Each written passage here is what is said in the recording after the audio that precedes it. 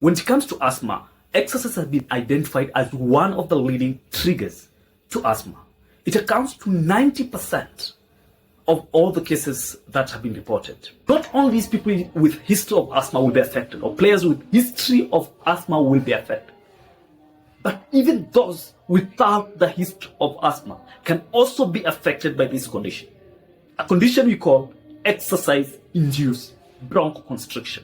If you are a professional player or you are exercising for your own health, it's good for you to watch this video at the end. If your children are suffering from this condition and you've been preventing them from exercise, watch this video at the end so that you know how you can prevent this and you don't prevent them from exercising. Thank you very much. My name is Patrick and this is EMS-AFRICA, where we educate you on the pre-hospital care management. If you're new to this channel, kindly don't fail to subscribe as I'm taking you through. And it's my hope this video will shed light in you. Exercise-induced asthma is defined as acute transient that occurs during but most often happens after exercise. This condition mostly occurs during exercise, but most of the time after the exercise. Exercise-induced asthma happens mostly to those patients with history of asthma. But did you know that even if you don't have history of asthma, but still you can be affected? We have what we call exercise-induced bronchoconstriction. You don't have to be having history of asthma, but this condition can affect you, especially when you are a player or when you do exercise for the benefit of your body or for the aim of keeping fit. Either you are a professional athlete or a player, or you're doing this for your own self-benefit, to keep your body fit, then you need to understand this. How does it happen? I'm talking about exercise-induced asthma, that is AIA, and exercise-induced bronchoconstriction, that is AIB. Start with, let's define what asthma is. Asthma is most caused by a trigger, and what happens once one is exposed to this trigger, it causes bronchospasm, where this will cause constriction of the airway, production of mucus, and also inflammation of the airway. But also there'll be high production of mucus along the air. So as this is happening, as long as you're being exposed to this trigger, the air will keep on constricting to point that it reach a point that it completely blocks. And this is what normally kills them. Complete airway obstruction. That is no air getting in and out. This is a life-threatening condition that you should be able to recognize and manage. There's so many causes of asthma. There's so many triggers. Talk about pollen grains, talk about perfume, talk about dust, cold. But among them, the leading trigger of asthma is exercise.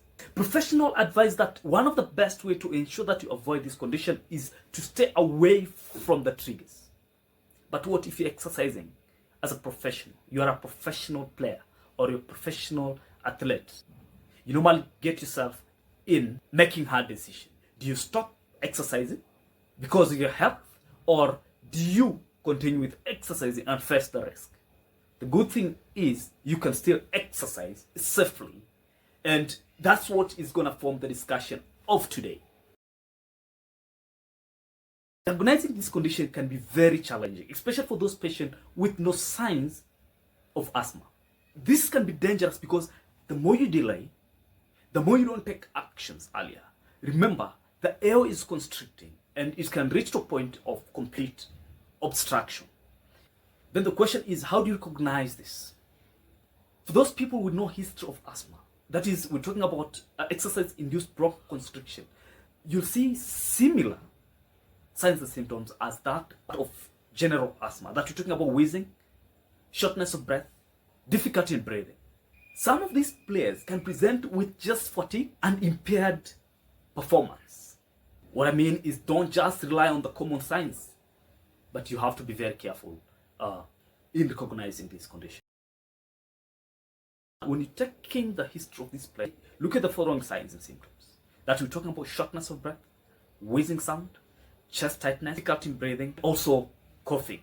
These symptoms normally happen 5 to 10 minutes after a vigorous exercise has started.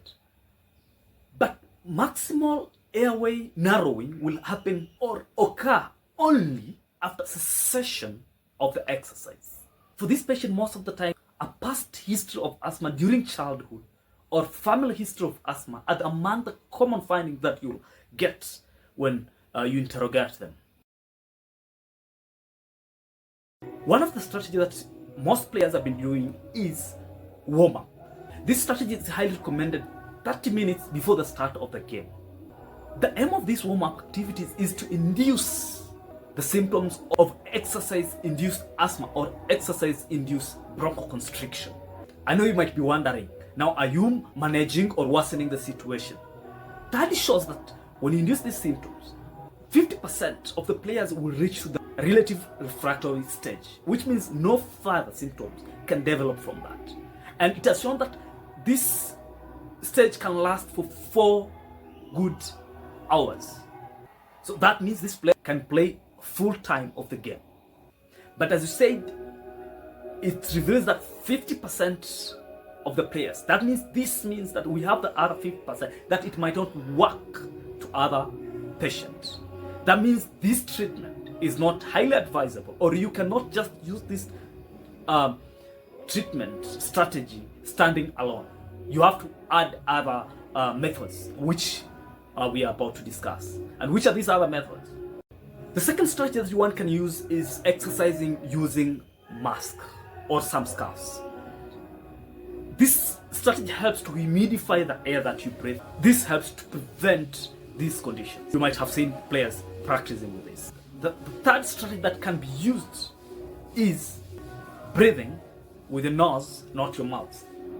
This helps to humidify the air that you're breathing in, and this can prevent from causing the spasm, the bronchospasm that can trigger this condition.